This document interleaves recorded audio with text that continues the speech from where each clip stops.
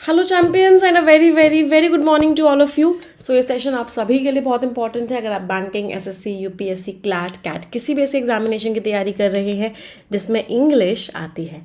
तो स्टार्ट करते हैं आज का सेशन और सबसे पहले हम स्टार्ट करने वाले हैं वोकैबुलरी के साथ। तो सबसे पहला शब्द हमारा क्या है? The first word is ट्रोप। ट्रोप word का मीनिंग क्या होता है? कोई ऐसी चीज़ जो बहुत पुरानी है और उसको बार बार रिपीट किया जा रहा है। कोई ऐसी चीज़ जो आप सुन सुन के बोर हो चुके हो। कोई ऐसी चीज़ जो इम्पॉर्टेंट है लेकिन बार बार रिपीट हो रही है, उसको हम क्या बोलते हैं? उसको हम बोलते हैं ट्रोप। और क्या वर्ड इसके लिए हम यूज़ कर सकते हैं? Word can be cliche, truism. Part of speech क्या है? ये शब्द आपका नाउन है। Antonyms is profundity. तो प्रोफंडिटी मीन्स जो चीज़ बहुत मॉडर्न है, बार बार रिपीट नहीं हो रही, पुरानी नहीं है। तो एग्जाम्पल क्या हो गया? ह्यूमन लाइक रोबोट्स जो हैं are a classic trope of science fiction. तो साइंस फिक्शन जो होता है, फिक्शन का मीनिंग क्या होता है? फिक्शन का मीनिंग होता है कोई चीज़ जो स्टोरीज पर बेस्ड होती है।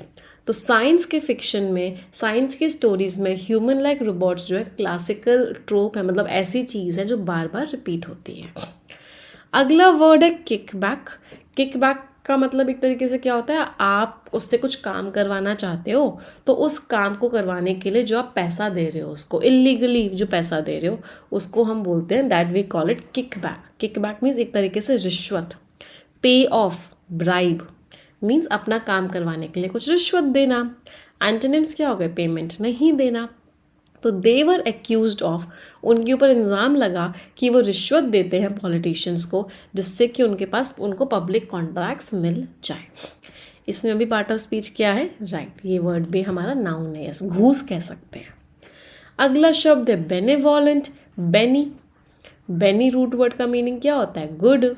तो बेनिवॉलेंट कौन सा इंसान हो गया? ऐसा इंसान जो बहुत काइंड हो, बहुत हेल्पफुल हो, चैरिटेबल हो, फिलेंथ्रोपिक हो, एल्ट्रुइस्ट हो, कंपैशनेट हो, मतलब बहुत ही ज़्यादा विनम्र दिल का हो। इसका एंटोनिम होता है मेलेवॉलेंट।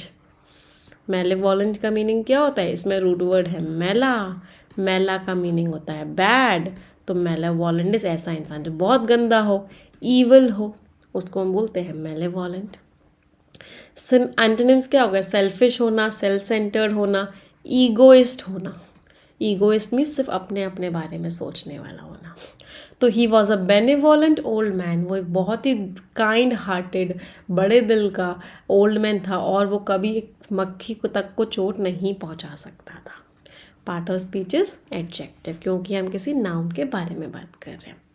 इंसेंटिव देना, कोई ऐसी चीज़ देना जिससे इंसान इनकरेज हो, उसको क्या मिले? इम्पीटस, स्टिमुलस, एक तरीके से क्या मिले उसको? एनकरेजमेंट मिले, उसको हम क्या बोलते हैं? इंसेंटिव। तो चॉकलेट एक इंसेंटिव था मेरे लिए जिससे कि मैं फर्स्ट रैंक ला सकूं जब मैं स्कूल में हुआ करता था। तो इंसेंटिव पार्ट ऑफ स्पीच क्या हो गया? नाउन। एंटोनिम्स हो गए जो चीज़ आपको रोके, डिटर करे, डिस्करेज करे। तो बोनस पेमेंट्स जो होते हैं वो एक इंसेंटिव हमें देते हैं कि हम और भी ज़्यादा मेहनत करें। रिलक्टेंस, इसके ऊपर डबल स्टार मार्क कीजिए, वेरी इंपॉर्टेंट वर्ड। रिलक्टेंस का मीनिंग होता है आप उस काम को करना ही नहीं चाहते। आप क्या कर रहे हो? हेजिटेट कर रहे हो, आपके अंदर अनविलिंगनेस है, मतलब आप नहीं आगे बढ़ के करना चाहते, डिसइंक्लिनेशन है, means you don't want to do it. Last में ए एन सी लग रहा है तो पार्ट ऑफ स्पीच नाउन हो गया। एंटोनिम्स क्या होगा? कि भाई इच्छा है, विलिंगनेस है, इंक्लिनेशन है, झुकाव है उस काम को करने का। एक और वर्ड होता है, उसको हम बोलते हैं डिस्पेंसेशन। तो नहीं, मुझे वो वर्ड एग्जैक्टली याद नहीं आ रहा, बड़ा अच्छा वर्ड है कि आपके अंदर झुकाव है, प्रोपेंसिटी है शायद, हाँ, प्रोपेंसिटी है, इसका मतलब क्या हो गया? इंक्लिनेशन है वो काम करने का, मीन्स झुकाव है। तो उसका जो रिलक्टेंस था, वो जो अनविलिंगनेस थी, वो जो काम, जो पैसे नहीं देना चाहती है, उसकी जो हिचकिचाहट है पैसे देना में, ये क्या करेगी? ये हमारे लिए प्रॉब्लम्स क्रिएट करेगी। आगे बढ़ते हैं वेग। वेग के ऊपर भी डबल स्टार मार्क करो। वेग का मीनिंग क्या होता है? कोई चीज़ जो क्लियर नहीं है, something which is not clear. Ambiguous है, ऑब्सक्योर है, दैट मीन्स क्लियर नहीं। एम्बिगुअस पे भी डबल स्टार मार्क कर लो कि आपको क्लियर ही नहीं है। मैंने बोला मुझे सोना चाहिए, मैम कैसी वेग बातें कर रहे हो आप। आपको गोल्ड वाला सोना चाहिए या नींद वाला सोना चाहिए, हमें नहीं समझ आ रहा। दिस इज़ वेग। एंटोनिम्स क्या हो गए, बिल्कुल एक्सप्लिसिटली, बिल्कुल डेफिनेटली, बिल्कुल क्लियर मैंने बोल दिया कि भाई मुझे क्या चाहिए, मुझे सोना चाहिए, मुझे ज़्यादा सोना चाहिए, मुझे नींद वाला सोना चाहिए।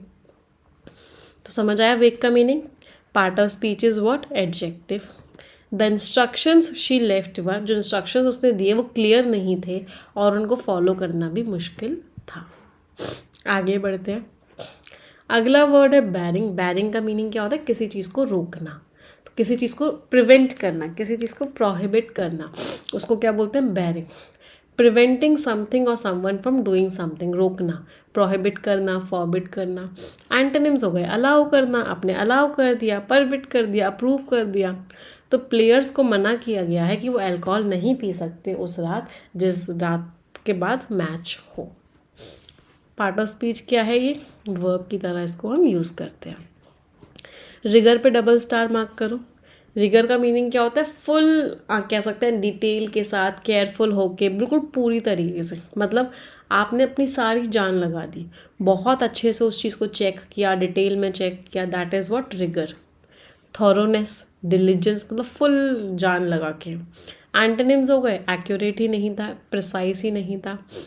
तो उसके जो आर्ग्यूमेंट्स हैं उनके अंदर इंटेलेक्चुअल रिगर था, मतलब उसके आर्ग्यूमेंट्स लॉजिकल नहीं थे, वो कुछ भी बोल रही थी, कुछ भी बोले जा रही थी। Part of speech is what, part of speech is noun. Punitive means punishment की तरह कोई चीज़ देना। तो punitive means something which is given as a punishment. Double star mark करो, बहुत इंपॉर्टेंट वर्ड है। डिसिप्लिनरी, करेक्टिव मीन्स पनिशमेंट की तरह देना जिससे कि इंसान ठीक हो जाए। एंटोनिम्स क्या हो गए, एक्सपलेटरी, एक्सकल्पेटरी मीन्स फ्री कर देना। दो वर्ड्स होते हैं, इनको बहुत स्टार मार्क करके लिखना। एक वर्ड होता है इनकल्पेट और एक वर्ड होता है एक्सकल्पेट। इनकल्पेट का मीनिंग क्या होता है, इनकल्पेट का मीनिंग होता है किसी के ऊपर ब्लेम लगाना। एक्सकल्पेट का मीनिंग होता है किसी से ब्लेम फ्री कर देना, मतलब उसके ऊपर से ब्लेम हटा देना। तो दिस इज ब्लेम लगाना एंड दिस इज ब्लेम हटा देना।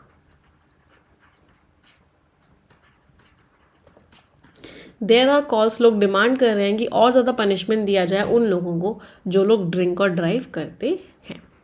Part of speech is adjective. अगला वर्ड है मैंडेटिंग। मैंडेटिंग मीन्स किसी चीज़ को कंपलसरी बना देना। किसी चीज़ को आप बोल रहे हो कि आप ऐसे ही करोगे, आपको ये चीज़ ऐसे ही करनी है, तो आपने क्या किया, मैंडेट कर दिया। आपने उसको आदेश दे दिया, आपने उससे डिमांड करी कि आपको ऐसे ही करना पड़ेगा। एंटोनिम्स हो गया, मना कर दिया, भाई ऐसे नहीं करना है। रेस्काइन, मना कर दिया। एक वर्ड होता है नलीफाई, ये वर्ड बहुत बड़ा एग्जाम्स में आता है। इसके 2-3 सिनोनिम्स हैं, वो लिख लो। पहला है abrogate, then one is rescind, one is revoke.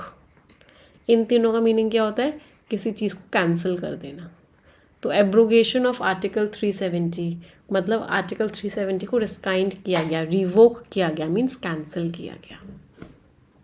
तो नया जो लॉ है उसने क्या किया, बच्चों के ऊपर एक कंपल्शन बना दिया कि उनको एक फॉरेन लैंग्वेज 2nd क्लास से ही पढ़नी पड़ेगी।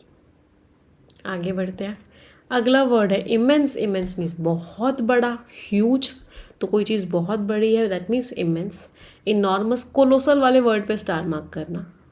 Colossal means very big. Antonyms हो गए, इत्तू सी है, माइनस्क्यूल है, माइक्रोस्कोपिक है, बहुत छोटी है। तो उन्होंने बहुत पैसा खर्च किया उस इंजन को परफेक्ट कंडीशन में लाने के लिए। नाउन के बारे में बता रहे हैं, एडजेक्टिव हो गया। किसी चीज़ को अंडरमाइन करना मीन्स उसकी वैल्यू कम कर देना। तो आप किसी चीज़ की वैल्यू कम कर रहे हो, किसी को वीक बना रहे हो, इसका मतलब आप क्या कर रहे हो, उसको अंडरमाइन कर रहे हो। पार्ट ऑफ स्पीच क्या हो गया, वर्ब। आप उसको इम्पेयर कर रहे हो, उसकी वैल्यू कम कर रहे हो, उसके साथ कॉम्प्रोमाइज़ कर रहे हो। एंटोनिम हो गया, उसको ठीक कर रहे हो, प्रॉब्लम को ठीक कर रहे हो। तो अगर आप बच्चों को लगातार क्रिटिसाइज़ करोगे, बच्चों की बुराई लगातार करोगे, तो आप उनका कॉन्फिडेंस कम कर दोगे। दो फ्रेजल, एक फ्रेजल वर्ब थी, एक ईडियम था। फ्रेजल वर्ब था लैग बिहाइंड। लैग बिहाइंड का मतलब क्या है कि आप पीछे रह गए, आप बहुत धीरे धीरे चल रहे हो, बाकी लोग आगे निकल गए, यू लैग बिहाइंड, आप बहुत पीछे रह गए। ईडियम था इन कैहूट्स। इन कैहूट्स का मतलब क्या होता है, मिलजुल के काम करना और गलत काम करना, उसको क्या बोलते हैं, इन कैहूट्स। मीन्स लोग मिल गए, आप बाकी लोगों के साथ काम कर रहे हो लेकिन गलत काम कर रहे हो, इलीगल काम कर रहे हो, आपका जो पर्पज़ है वो डिसऑनेस्ट है। वोकैबुलरी समझ